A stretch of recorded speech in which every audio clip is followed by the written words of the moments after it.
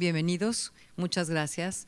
La relevancia de este panel creo que ni siquiera es importante decirla porque por sí sola se entiende, pero la idea, uno de los objetivos del encuentro justamente era reflexionar acerca de en estas dinámicas, en estas formas que tenemos nosotros en las instituciones, en las comunidades, qué tanto o no estamos volteando a ver a aquellas minorías, aquellos grupos que no están representados y por tanto no tienen esta voz y no enriquecen las experiencias y las propuestas que necesitamos tener y dando como consecuencia teniendo grupos importantes y valiosos fuera de las comunidades. Entonces tenemos aquí a 3 mujeres que tienen mucho que aportar, que además manejan proyectos muy importantes, más allá de que vamos a tener escrito quiénes son y a qué se dedican. La presentación va a tener 2 partes, por así decir. Una parte que va a ser la propuesta que ellas están dando o el punto de vista, y por otro lado también van a hablar de experiencias personales que refuerzan esto.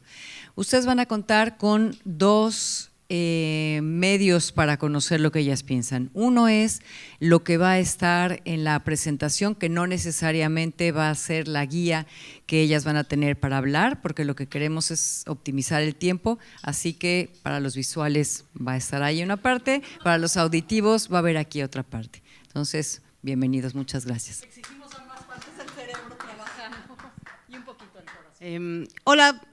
Yo, como ya a estas alturas ya nos hemos presentado, pero yo soy Rina Rajlewski, soy la directora de Gimel, que Gimel es el espacio LGBTIQ+ dentro de la comunidad judía en México. Además soy terapeuta, psicoterapeuta familiar e individual y soy directora de teatro, así que me atraviesan muchas identidades. Y agradezco mucho este foro y gracias a Anabela por poner los temas de los que hablamos poco y queremos hablar más. Y gracias por estar aquí escuchando. Y ayer hemos tenido muchas disertaciones, este panel sobre cómo orientar esta mesa en un público tan ecléctico, porque ayer disertábamos sobre qué es básico y qué no es básico, dónde inicia la conversación, un poco lo que hemos platicado con Sergio también, dónde inicia la conversación y cómo avanzo la conversación sin saltarme pasos porque no sé dónde está cada quien en la conversación. Y entonces, la esperanza es que algo de lo que aquí platiquemos resuene. Habrá para quien algunas de las cosas que aquí mencionemos se sientan obvias, habrá quien no y se sienta una conversación que inicia. Y sobre todo porque yo he aprendido en la vida que de pronto decir lo obvio lo dejamos de decir porque se siente obvio y entonces es lo primero que se nos olvida porque lo dejamos de decir. Así que decidí por eso empezar con esta imagen que es una caja, ¿no? Y entonces lo único que tiene como intención es que nos cuestionemos y que te cuestiones ahorita que estás escuchando si ha habido alguna situación en algún contexto en donde sientes que no cabes por alguna razón dentro de tu contexto, de tu realidad. Puede ser por cualquiera de las identidades que te atraviesan a ti. Y empiezo con esto y voy a ir rápido porque el tiempo apremia, porque yo sí, ¿no? Yo sí vivo y lo que voy a decir durante esta plática y generalmente lo digo desde pues mi realidad como mujer judía lesbiana que vive dentro de la comunidad judía en México, así de específico, y entonces me hago responsable de lo que voy a decir desde todas esas identidades porque como nos decía Bernardo, pues todo eso atraviesa mi manera de cómo observo mi realidad y cómo actúo y cómo soy sujeto. Entonces pues la pregunta es, ¿cuál es la responsabilidad de las personas líderes en la inclusión de todo tipo y la equidad de género en las comunidades? Y resalto las personas y agrego las personas porque creo que engloba muy bien lo que ya tan marcadamente nos dejó Bernardo de pues empezando a ver a las personas como personas, de pronto no distraernos tanto con los actores, sino ver al sujeto que hay detrás, que va a ejercer su rol y que va a ser una persona que actúa, pero cuando actúas desde la perspectiva del sujeto, entonces se genera otro puente de comprensión. Y desde esa perspectiva, pues la inclusión debe de ser total. porque no podemos llamar comunidad a un lugar en el que no caben todas las experiencias humanas.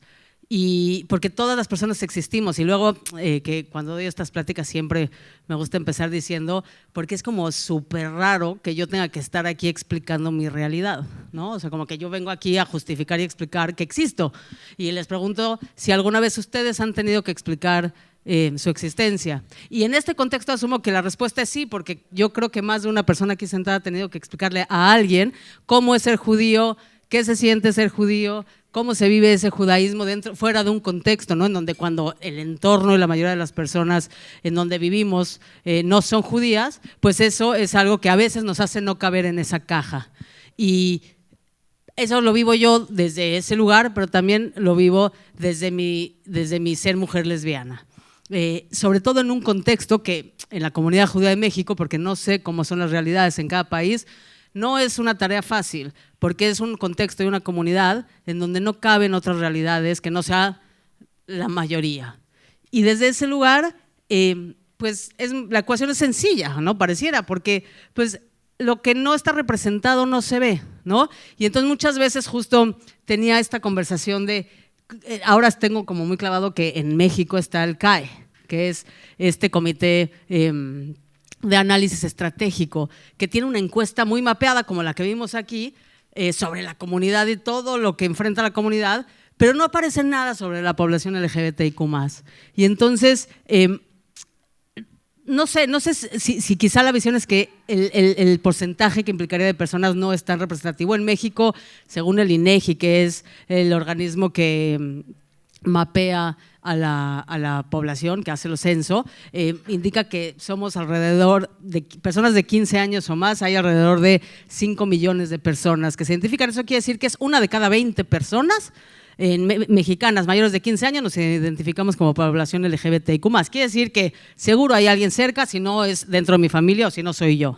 Y desde ese lugar, pues es un poco contradictorio hablar de diversidades, y lo pensaba ahorita con el estudio que enseñaron, en donde hay muchas diversidades y si no las mencionamos no existen, porque el lenguaje sí genera realidades. Y entonces tenemos que empezar a mencionarlas, aunque sean poquitas, aunque sean muchas, no importa.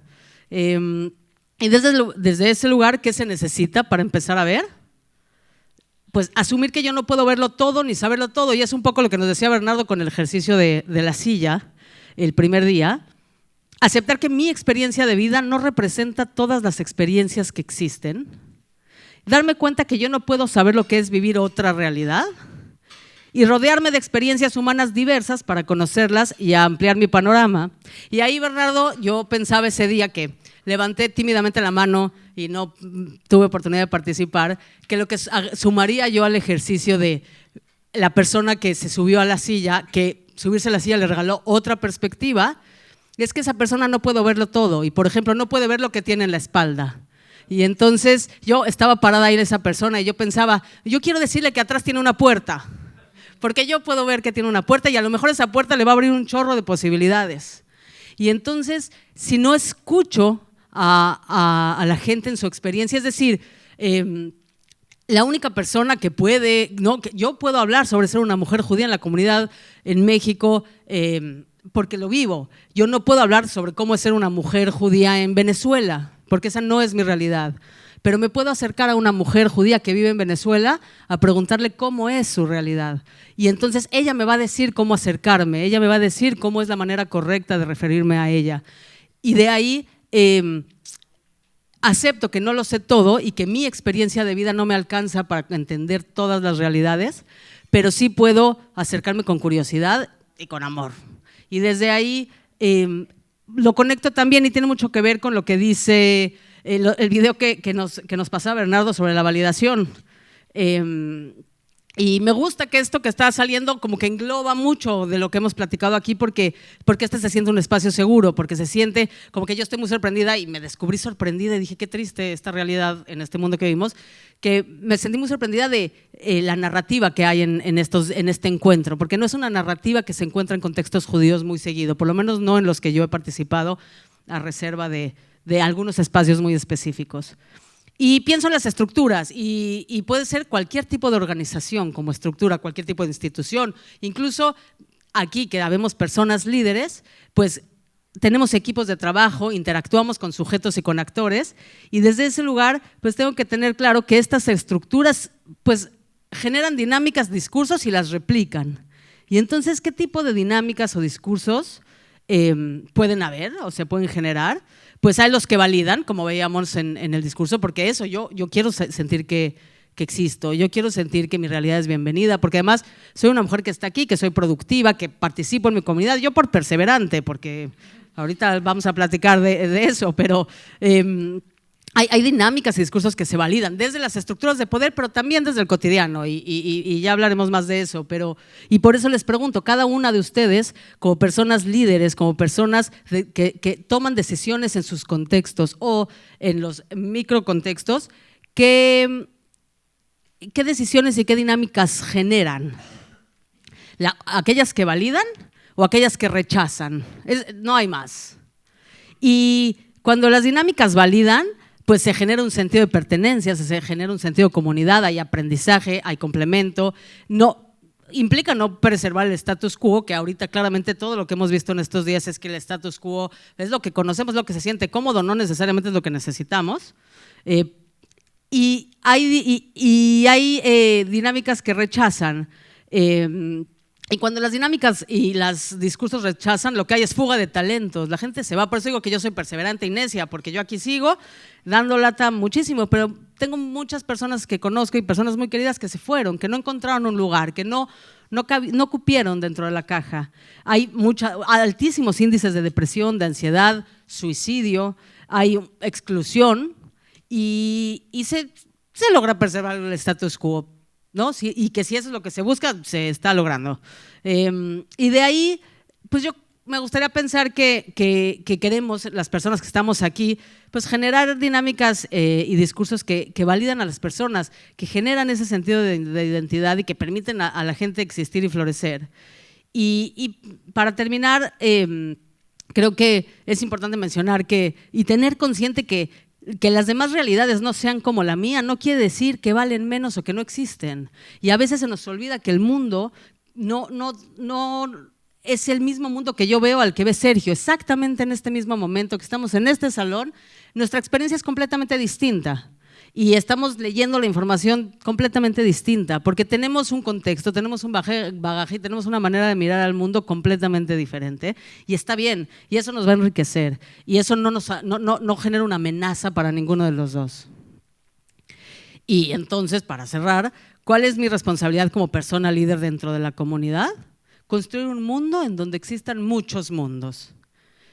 Y que dichos espacios y dichos mundos sean seguros para todas las personas. Y para terminar, porque 8 minutos es poquitito para poder hablar del tema, solo fue una breve introducción, y cómo hacer, y porque aquí lo van a platicar Rosana y Floreta, cómo hacer que estos espacios que se sientan seguros, puedo comunicar que es un espacio seguro, porque tengo que estar consciente. Y ahí lo único que voy a citar es a un autor que habla mucho sobre la pragmática de la comunicación humana, que se llama Paul Václavic, que tiene 5 axiomas, y el primer axioma es imposible no comunicar. Y si es imposible no comunicar, entonces tengo que hacerme responsable de aquello que comunico. Y la comunicación corre a 2 vías, ¿no? Por un lado está la comunicación verbal, y por otro está la comunicación no verbal, y están los signos y están los símbolos. Y entonces en mis organizaciones, en mis instituciones, en mi familia, en mi contexto de amigos, ¿qué comunico y cómo lo comunico para hacerles saber a las personas que viven realidades distintas que la mía, que son todas las personas, que conmigo o que aquí o que el espacio en donde están es un espacio seguro, en donde pueden ser en plenitud? Y yo, rapidísimo fue, pero con eso pues le paso el micrófono a Floreta. Muchas gracias.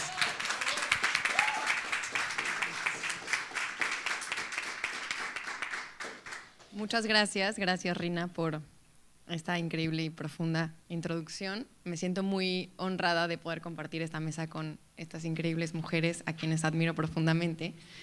Y bueno, sin más, a mí me gustaría platicarles que cuando leí la pregunta me detonó cierta incomodidad, porque muchas veces cuando hablamos de diversidad e inclusión en las comunidades y en las instituciones termina siendo como gran paraguas invisible de quien nadie se hace responsable, ¿no? Y de pronto hay muchas políticas y programas e intentos de hacer protocolos y estas acciones que terminan siendo un poco intangibles y un poco como en donde se siente que nos pasamos la pelotita de un lado a otro y nadie ve el resultado final después de esos procesos.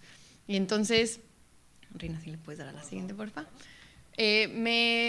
Me cuestioné, pues, ¿qué es la institución, ¿no? Cuando hablamos de las instituciones comunitarias que forman la comunidad judía y las comunidades judías del mundo, pues creo que tenemos que empezar a definir, la siguiente, que son las agrupaciones sociales que vertebran la vida social comunitaria y que, por ende, la familia es el primer tejido social de institución que conocemos y que específicamente, si quieres darle a la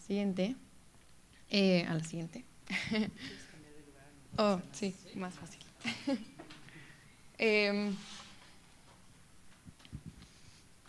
Bueno, y que tradicionalmente hay características de liderazgo dentro de las familias, ¿no? Que generalmente son las personas que toman decisiones, las personas que proveen, las personas que coordinan, las personas que tienen cierto nivel de autoridad y que muchas veces también hay características como roles y estereotipos de género, el factor económico, las ideas, las tradiciones incluso que moldean la forma en la que el liderazgo funciona dentro de las familias o las habilidades.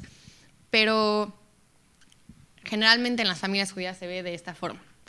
Hay una estructura patriarcal muy clara, hay roles de género muy definidos, la valoración de la unidad familiar es clave, se vive un respeto y obediencia a los mayores, y no estoy hablando de que estas sean características positivas o negativas, simplemente estoy planteando un diagnóstico de cómo se estructuran las familias, generalmente en la comunidad judía. Hay cierto nivel de religiosidad, de tradiciones, de importancia a la comunidad y de valor a la historia. Si aquí se me va alguna, me encantaría después que complementen, porque creo que todo esto forma los tipos de liderazgo que tenemos en las primeras células sociales, ¿no? Que son justamente las familias, y que esto, a lo largo de las generaciones, se ha visto de esta forma. Se ha visto, y que no me dejarán mentir, no importa en qué país estemos, pues la expectativa de una boda judía sigue siendo esta. Generalmente a la mamá o a la mujer se le exige, no decir hasta cierto grado, la maternidad. Generalmente el hombre sigue siendo el que sale a trabajar y es el proveedor. La mujer sirve. Hay muchas expectativas. Pongo la palabra tolerancia porque creo que es una palabra clave que se ha inculcado post Segunda Guerra Mundial en las familias judías y que hoy no es suficiente. Creo que cuando hablamos de tolerancia nos estamos quedando cortos y cortes en un contexto en donde necesitamos y exigimos mucho más que solamente la tolerancia. Entonces, pues voltear hacia adentro, hacer esta radiografía interna en nuestro sistema familiar para identificar por qué está acomodada de cierta forma y qué es lo que esto genera como consecuencia, ¿no? Como resultado. Y entonces, aquí me brincó este tema porque creo que la inclusión, la equidad y la diversidad retan este modelo tradicional de familia judía. Y entonces es muy difícil generalizarlo o exigirle a nuestras instituciones que aborden el tema de la diversidad y de la inclusión cuando las familias tradicionales judías se ven así. Y cuando todas las personas que no cabemos dentro de esta norma, por así decirlo, dentro de esta expectativa tan rígida, no somos consideradas la familia tradicional judía. Y entonces, pues sí, si no empezamos desde nuestro primer tejido social que después que crece y se ve representado en las instituciones comunitarias, ¿qué podemos esperar que de arriba hacia abajo cambie, ¿no? Y también, pues un poquito hablando de lo que hablábamos ayer de este top-bottom leadership que vemos que hoy está cambiando y está siendo retado, creo que esperar que las instituciones modifiquen los espacios es esperar a que nunca suceda, ¿no? Como tenemos que empezar dentro de los primeros tejidos sociales, dentro de nuestras relaciones interpersonales, de nuestro primer círculo de influencia, a cuestionarnos quién está tomando esta posición de liderazgo y por qué, y cómo yo dentro de mis posibilidades puedo ser proactiva en volver estos espacios seguros, como decía Rina, para que quepan muchas más personas. Entonces, mi invitación es cuestionemos cómo construimos desde nuestro primer círculo de influencia la congruencia y la coherencia a lo que exigimos a las comunidades. Cómo hacemos que esta sea una línea mucho más horizontal y mucho más coherente, ¿no? A mí me pasaba mucho de adolescente que los líderes comunitarios festejaban mucho mi activismo y a la hora de querer implementar me decían, no, pero estamos bien como estamos. O sea, gracias por proponer, pero estamos bien. Entonces, ¿cómo volvemos esto una relación coherente y congruente y que abrace y sea un espacio seguro para todas las personas que habitamos las comunidades? ¡Wow! Te cambio de lugar. Yo quiero agradecer mucho la tranquilidad de Rina y Floreta para hablar. La verdad es que se me está cortando la voz, porque esta es la plática más personal que he dado en un foro judío. Y estoy muy nerviosa porque la persona que más me importa su opinión me escribió 2 minutos antes de empezar y me dijo, quizá me puedas mandar tu presentación, y esa es mi mamá. En mi casa no se habla de diversidad. Yo no puedo decir públicamente en mi casa de origen que soy una mujer diversa. Y por eso viví una cantidad de violencias económicas de exclusión muy importantes. Entonces, si lloro, me tiemblo la voz o algo por el estilo, pues sí, esta plática es muy personal y quiero agradecer a Vivian y a Marcos por la oportunidad, porque creo que tuvieron la valentía de invitarme, porque ya saben cómo soy y de todos modos me invitaron. Y de esto va mi conversación. No nos alcanza a picar la piedra de abajo si desde arriba nos abre la puerta. Entonces, como no tengo tiempo, les voy a dar mi conclusión. Si no nos abren la puerta, igual la vamos a tirar. El problema es si quieren que sigamos perteneciendo o no. Yo soy igual de terca que Rina o un poquito más. Es decir, yo les digo, no me voy a ir a ningún lado. Entonces tenemos 2 opciones. O nos aprendemos a respetar o nos aprendemos a amar. Pero ya no hay nada en el medio. Y además soy muy judía, es decir, todo en mí es muy judío. Y este es el fundamento de mi fe y de mi hacer y de mi crecer.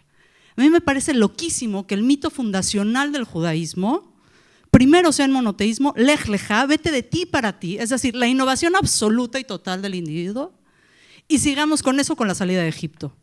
Si eso no es una locura, díganme qué es. Somos el pueblo más rebelde de la humanidad. Fuimos el primer pueblo que dijo, primero libertad física y después libertad espiritual. Por eso viene Pesach primero que Shavuot. Primero celebramos la libertad física, tenemos que movernos de donde estamos y después aceptamos la ley.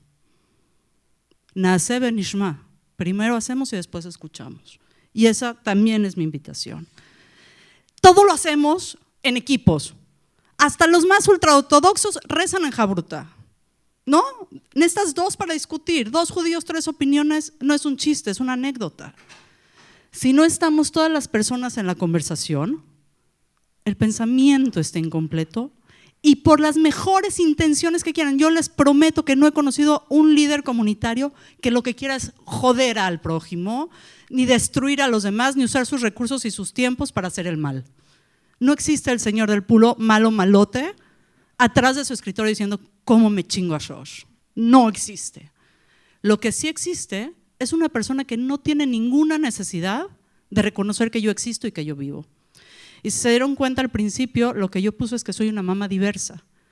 Tengo 2 hijos adolescentes que participan en el deportivo, pero que si no existiera el deportivo no habría institución judía en la que cupieran si yo digo públicamente que soy una mujer diversa casada con otra mujer.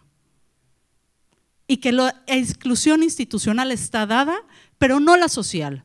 Hoy mis hijos este fin de semana están en Cuernavaca representando el deportivo acompañados por mi esposa. ¿Cuántas de nosotras somos mamás? No hay alguien en casa cuidándonos a los hijos. Es decir, el rechazo es institucional, pero no necesariamente social. Y ahí está mi esperanza, soy muy esperanzada como pueden ver. Esto ya no los preguntamos, me voy muy rápido.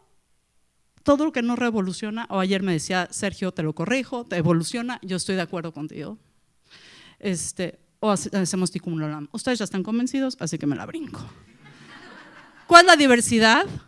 Hombres, mujeres, ayer nos hizo el ejercicio Helen, y yo pondría personas no binarias. Si hoy no tuviera yo 43 años y tuviera 17, seguramente sería una persona queer. Porque sí, hay días que me encantaba ponerme el escote y los chinos, pero hay días que me ponía los kakis, pantalones baggy y no sabías de qué género era. Y así iba yo a la escuela y a la universidad. No tenía ni siquiera el nombre o la posibilidad o la imagen. Es más, en las narrativas ni siquiera hay historias de lesbianas que no acabemos muertas. Necesitamos empezar a cambiar las narrativas. Pero antes de hombres, mujeres y personas no binarias, ya estamos acostumbrados a la diversidad. No entiendo por qué le tenemos tanto miedo. Diversidad religiosa ya la platicamos, socioeconómica, política, sí, además soy de izquierda.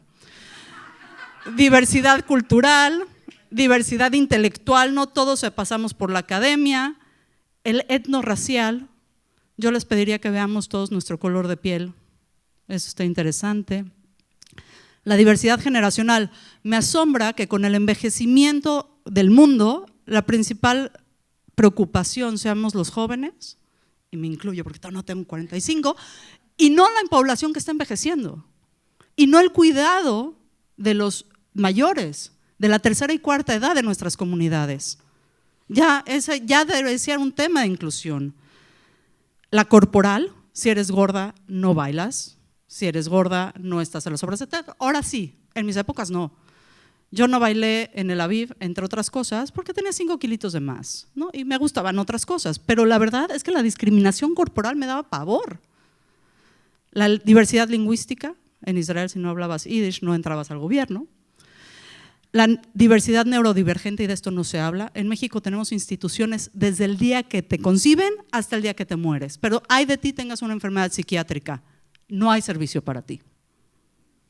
Y las enfermedades psiquiátricas en la endogamia son un tema. Entonces, ¿estamos de acuerdo que todos convivimos todo el tiempo con las diversidades?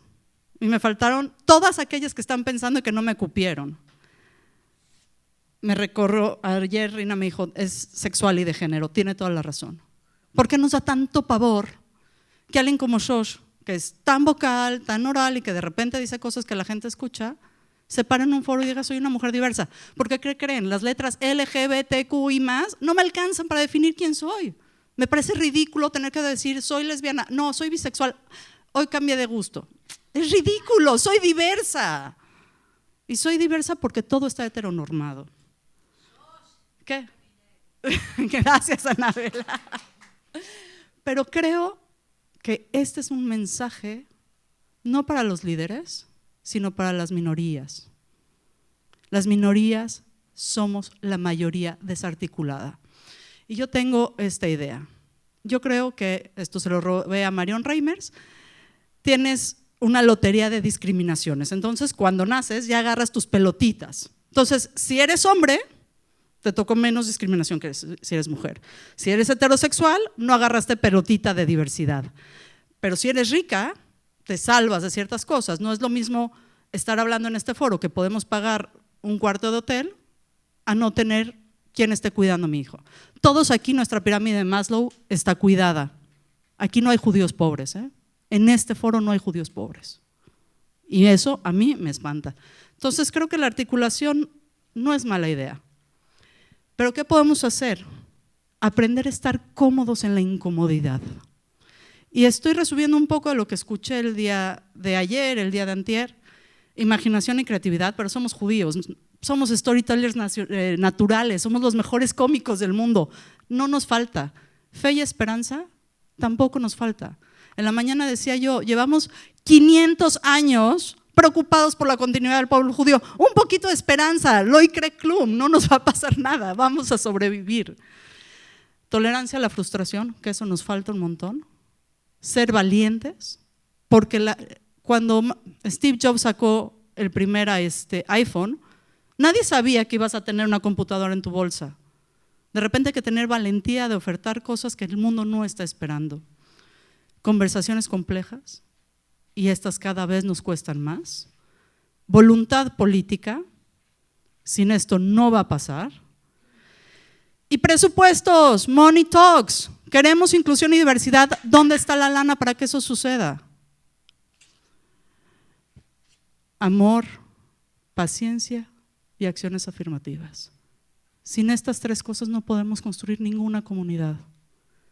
El amor es entender y atender la virtud del otro. Ver Tselem Elohim en el alma de la otra persona. Y yo no conozco ningún ser humano que no lo tenga. Paciencia, la ciencia de la paz. Y me voy a poner muy judía. Shalem es la raíz de Shalom, ¿cierto? No va a haber paz y no va a haber armonía en el pueblo judío hasta que no estemos todos representados.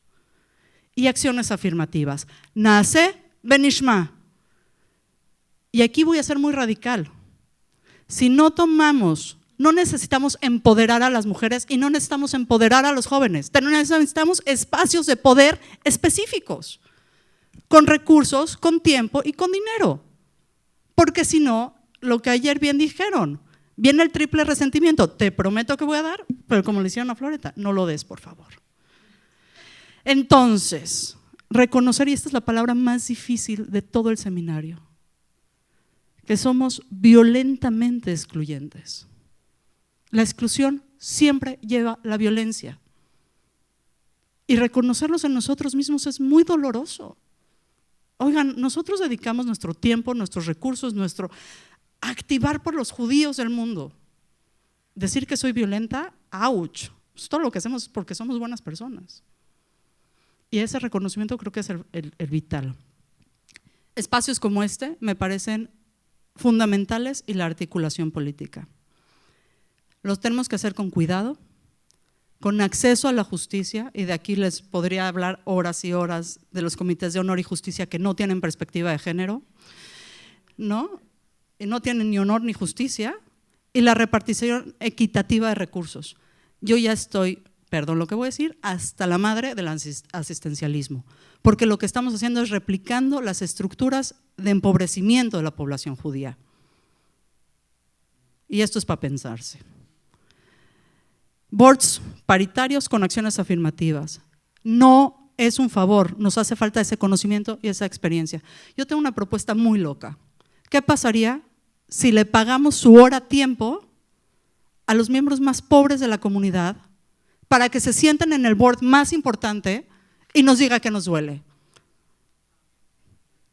¿Por qué no hay un fondo para eso? Podemos fondear todo, no podemos fondear que las voces de las personas más empobrecidas y más vulneradas de la comunidad se sienten en la comunidad. Tenemos señores de 89 años, pero son los señores que nunca vivieron vulnerabilidad económica o discriminación social. Ya eso es lo que deberíamos estar fondeando. Y entonces, pues ya les dije, el poder real. ¿Cómo lo practicamos? 3 cosas: amor, paciencia y acciones afirmativas. Porque, ¿qué creen? Somos el pueblo de la libertad, y hasta donde yo me quedé en mi educación judía, Anachnu Haverim Zeleze. Y con esto concluyo. Gracias.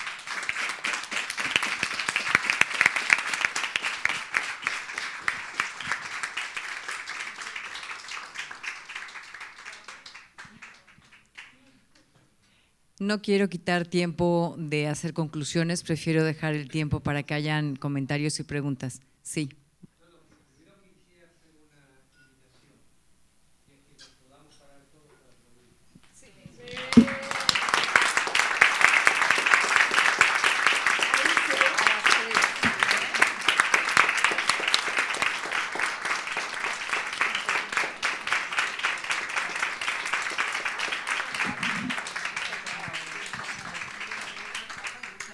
Creo que lo que dijiste, Bernardo, es mínimo. Normalmente no me quedo sin palabras. Me siento rebasada por la emoción, por la elocuencia y por la potencia de lo que dijeron las tres. Es mucho material que tenemos que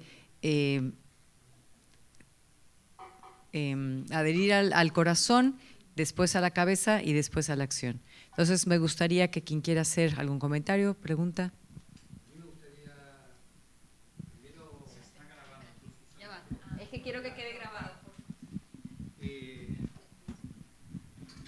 me gustaría grabar solamente, ya que se está grabando, estoy totalmente emocionado. Así que creo que de algún modo que llegar no solamente a la cabeza, sino al corazón y a la sensación de que tanto tenemos que aprender.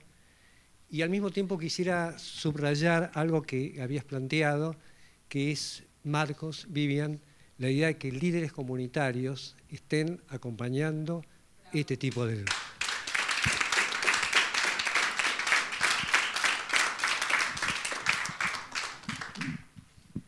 Gracias. ¿Alguien más? Hola.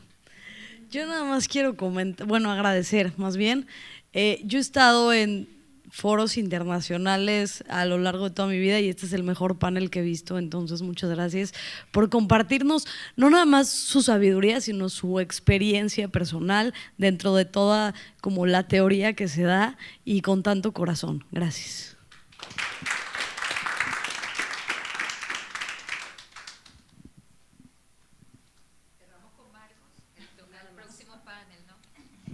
Me voy a alejar para que no me esté persiguiendo Anabela. Yo la verdad también agradecer y compartir lo que todos sentimos, que este panel muy poderoso, muy relevante, muy importante, muy valiente, pero déjenme decirles algo. Habemos quienes estamos muy inmersos en el establishment comunitario y que estamos involucrados pues en los lugares donde se toman decisiones. Y coincido mucho con esto último que Shoshana nos expresa sobre la necesidad de hacer acciones afirmativas para poder cambiar las realidades que nos pesan, porque si no se dan en un tiempo y un momento determinado, no van a suceder por el transcurso del tiempo, por más que hagamos 100 paneles como este. Es una lástima, sí debo decirles que es muy decepcionante el nivel que yo presencio en la mayoría de las instituciones en las que participo en las mesas directivas, de no estar a la altura de entender esas realidades y de no tener ni siquiera la apertura mental o la apertura del corazón para entender que mucho de lo que hoy supuestamente las instituciones formales deberían estar haciendo, que es de generar las condiciones para aminorar el sufrimiento de nuestros miembros, no lo están haciendo. ¿Por qué? Porque es más cómodo preservar el status quo, es más cómodo no generar olas, es más cómodo no enfrentar debates y de no cuestionar y de no modificar. Yo les puedo dar la experiencia de la institución donde llevo más tiempo sirviendo, que es el Centro Deportivo Israelita, en donde apenas hace un año logramos hacer una acción afirmativa muy importante en la redefinición de la política de admisión de las membresías y de los socios, y hoy existe abierta y formalmente en los estatutos del deportivo la posibilidad de que una familia uniparental o una familia donde ambos padres o madres sean del mismo sexo, sean miembros de pleno derecho de nuestra institución y puedan tener a sus familias, y también otros temas que tienen que ver con la muy particular situación de la comunidad mexicana, en donde somos muy proclives para excluir al no judío, y eso, o al que no es judío alágicamente. Entonces, así se avanza, pero es muy poco, es muy poco. La narrativa está secuestrada por los intolerantes, y eso es algo que a fuerza de golpes tenemos que derribar. Entonces, celebro que esto esté sucediendo aquí, pero estamos en Cancún, ¿ok? Estamos lejos del lugar en donde se puede escuchar fuerte y alto lo que aquí se expresó. El chiste es que lo que ustedes hacen pueda escucharse en Ciudad de México y pueda escucharse con esa fuerza y con esa potencia con la que lo expresaron aquí, y siempre encontrarán en mi patrona y su servidor las puertas abiertas para ver la manera en la que sí podamos amplificar la voz y derribar las puertas.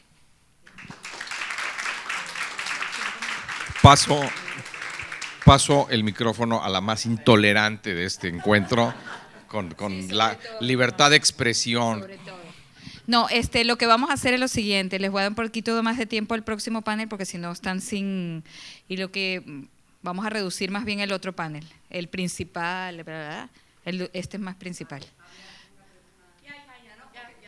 Sí, podemos, sí, solo Claudia, y sí les pido porque hay otro panel que tiene también que ver con el tema y me parece muy importante. I will speak English, sorry for this. I just wanted to say that this is not South American problem, and inclusivity is one of the most important things we have to work for to guarantee that the Judaism in the future, because as we heard in these 2 days, there is something that is personal into being inside the community. We're not anymore a group, we are a person inside. So thank you very much for this thing. We are preparing as ECJC a meeting on this item, and I would like to invite you there. Thank you.